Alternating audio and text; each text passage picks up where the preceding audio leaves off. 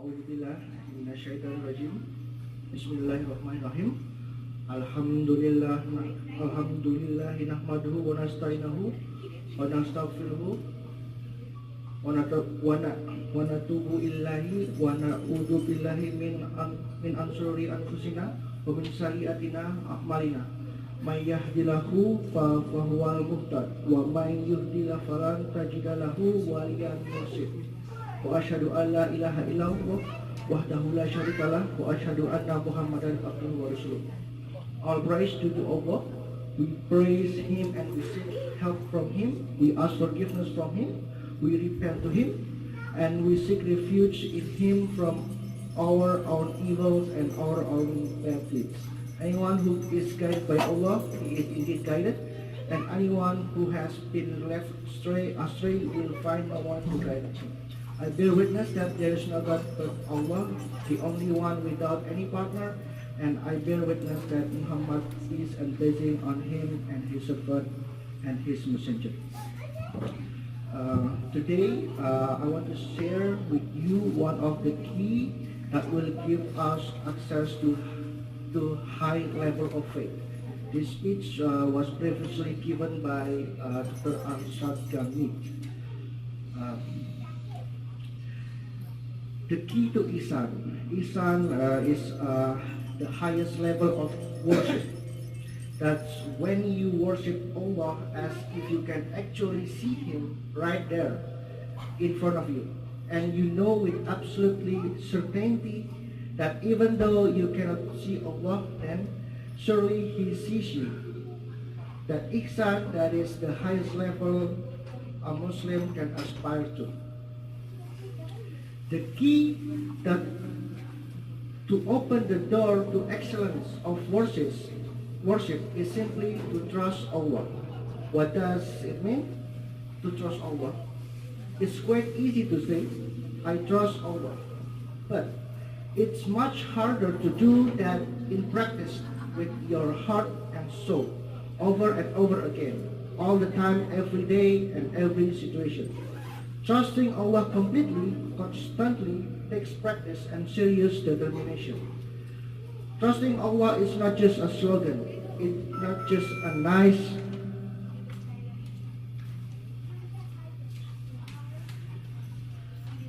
sounding theory. Trusting Allah means that you set aside your personal likes and dislikes, set aside your ego, your lower nafs, and you do the right thing. You do it with the firm belief that Allah knows best and that Allah will deliver a good result, whatever your own prejudice might be. Some of us are not Arabic speakers. We therefore have to make a special effort to understand Arabic terms used in the sacred text. Words are sometimes so inadequate, but it's all that we have. It's always possible that something gets lost in the translation. Iman, faith in Arabic does not just mean blind belief. It's not enough just to believe that Allah exists. Iman also implies that element of trust.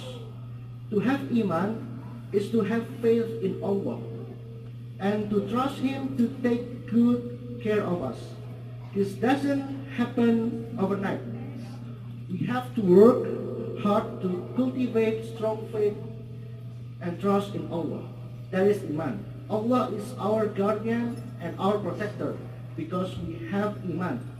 Faith, we put in our trust in Allah before anything and anyone else. The Holy Quran reminds us that وَكَفَى بِاللَّهِ شَهِيدًا. An-Nisa, verse 79. And enough is Allah as a witness. وَكَفَى بِاللَّهِ وَكِيلًا. And enough is Allah as a guardian or protector. Also Surah An-Nisa, verse 45. The Quran constantly urges us to believe, to put our trust in Allah. But we human beings are forgetful. The Arabic word for human beings, mankind, or humankind is insan. One of the meaning of insan is to be forgetful. It's a part of our human nature. That's why the Holy Quran recommends zikr, the constant remembrance of Allah, as the best cure for our forgetfulness. Alladzina amanu wa tama'inul qulubahum bi dzikrillah ala bi dzikrillahi tatma'inul qulub. Surat Arab verse 28. Those who find peace in the remembrance of Allah, surely in Allah's remembrance do hearts find peace. Let's take an example. When we run into financial difficulty, what do we do? Most of us will run off to speak to our bank manager or to wealthy friend or relatives. Quite often, the last thing we do is ask Allah for help. It seems that when all else fails, when our bank manager shakes his head or our rich friend and family make their excuse, only then we do turn to Allah, don't we? Shouldn't it really be the other way around? Shouldn't we turn to Allah first, not last? But there we are, such forgetful creatures, and yet Allah loves us and Allah forgives us and He helps us out of our difficult anyway. To learn how to trust Allah, we should read about the early days of Islam.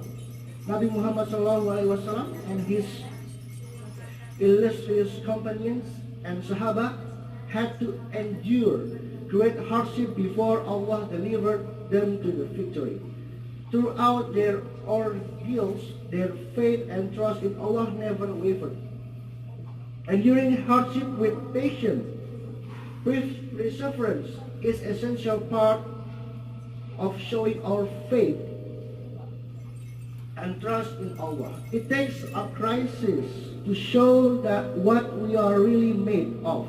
When we face a personal calamity, do we panic? Do we resort to desperate action? Do we throw aside our moral and ethical value? Or do we calmly accept that Allah is testing us? We do show our complete faith and trust in Allah. Do we do the right thing? Even though it may be painful or difficult, this is the acid test. A true believer always does the right thing at the right time in the right way, even if it seems to be against our own interest. Allah commands us to be just and to be fair. In Surah An-Nisa, Allah urges us to remain fair and just at all time. My dear brother and sister, when we tell lies, when we cheat, when we take advantage of others, when we exploit someone's weakness or misfortune, then we betray a lack of faith and lack of trust in Allah. Remember that Allah has already decreed our risk, our provision. Whatever we do, we cannot increase or decrease that provision. This is a very important point for us to remember. It is a matter decreed by Allah. No man and no woman will earn a penny more or a penny less than what Allah has already decreed. The only choice we have is this: how do we earn our provision? Do we earn it with Allah's blessing or with Allah's anger?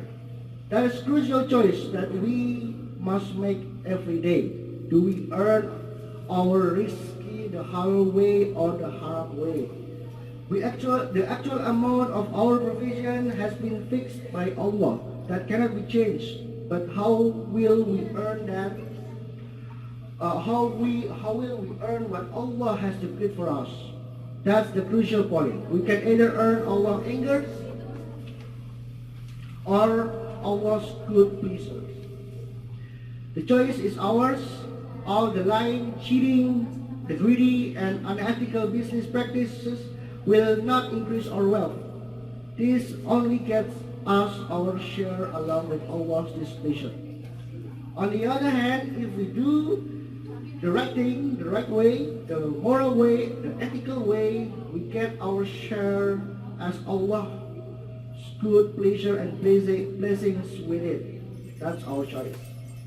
My dear sister and brother, there's a beautiful and inspiring verse in Surah Talaq, verse 2, in which Allah declares that, in English translation, and whoever is consciously aware of his duty to Allah, Allah always prepare a way out for him for his difficulty, and He provides for him from sources he never could imagine. And if anyone puts his trust in Allah, then sufficient is Allah for him.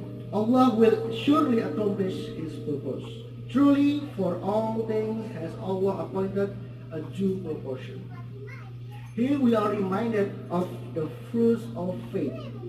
That is what Allah promised when we put our trust in Him. It's very significant that these words appear at the beginning of Surah Al-Talaq. The subject of Al-Talaq is divorce, as well I'll know divorce is legal. It's always allowable by Islam, but it's also something that Allah hates. When a marriage has ended, it becomes very difficult for men and women to treat each other with fairness and justice, let alone with generosity. That is why Allah appeals to both husband and wife to put their trust in Him and not to be driven by anger or resentment. However difficult the situation might be, Allah promised us a way out. But first, we must show that we trust Allah. Alhamdulillah, Rabbil Alamin, wa salatu wa salamu ala khairil mursalin wa Muhammadin nabiyyi ummi wa ala alihi wa sahbihi ajma'in. Amma ba'd. Inna Allaha wa malaikatahu yusalluna ala nabi wa ya ayyuhalladzina amanu sallu alaihi bimustaslima. Allahumma shalli ala Muhammad wa ala ali sayyidina Muhammad kama sallaita ala Ibrahim wa ala ali Ibrahim. Allahumma barik ala Muhammad kama barakta ala Ibrahim wa ala ali Ibrahim fil alamin innaka Hamidum Majid.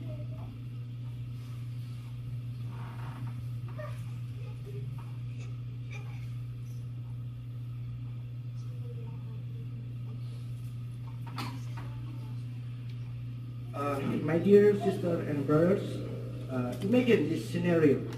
You've been working happily in the job of your dream. The one fateful day you are told that your services are no longer needed. You have just lost your job. What's the first thing you do? Most of us will immediately go online to start looking for another job.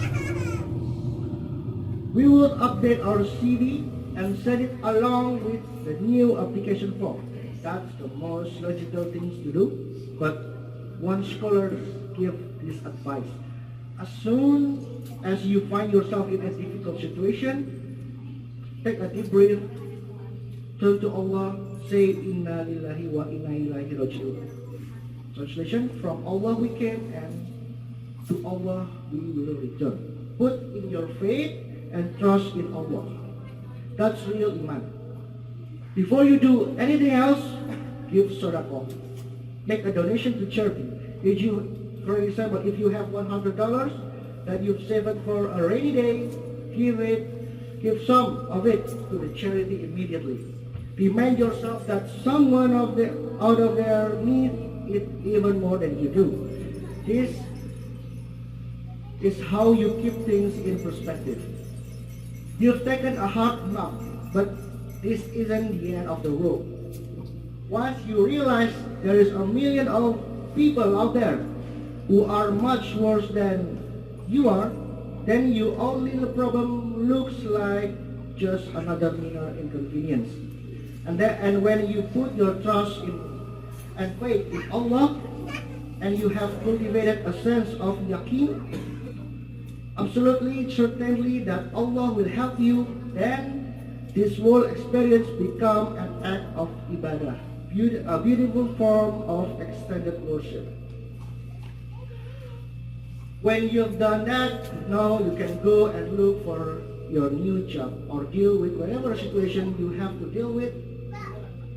I promise you, if you really put your faith and trust in Allah, then Allah will open the doors for you in the most unexpected place. You will be rewarded with an even better job than the one you had before. Believe me,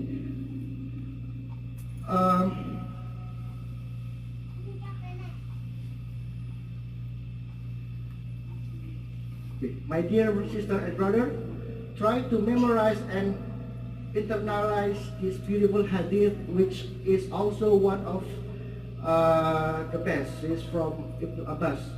The translation: remember Allah, you will find Him in front of you. Remember Allah in times of ease, and He will remember you in times of distress. What hit you could have not have missed you. What missed you could not have hit you. Know that victory comes with patience, relief follow distress, and ease follow hardship. And with those inspiring words of wisdom from our beloved Prophet Muhammad SAW, my dear brother and sister, we conclude this khutbah. Inna Allaha yamuru bil adil wa insan wa ita'zil kurba wa yanha anil faksa'i wal munkar wal bagh ya'izukum la'alakum tazakkarun fa'furuni atkurkum washkuruni wala takfurun wala fikrullahi akbar wallahu ya'lamu ma sana'un. Surely Allah commands justice, good deeds, and generosity to others and to relatives. And He forbids all shameful deeds and injustice and rebellion. He instructs you so that you may remind it. And remember me, I will remember you, be grateful to me, and you do not reject faith. And without doubt, remembrance of Allah is greatest thing in life, and Allah knows the deeds that you do. Amin.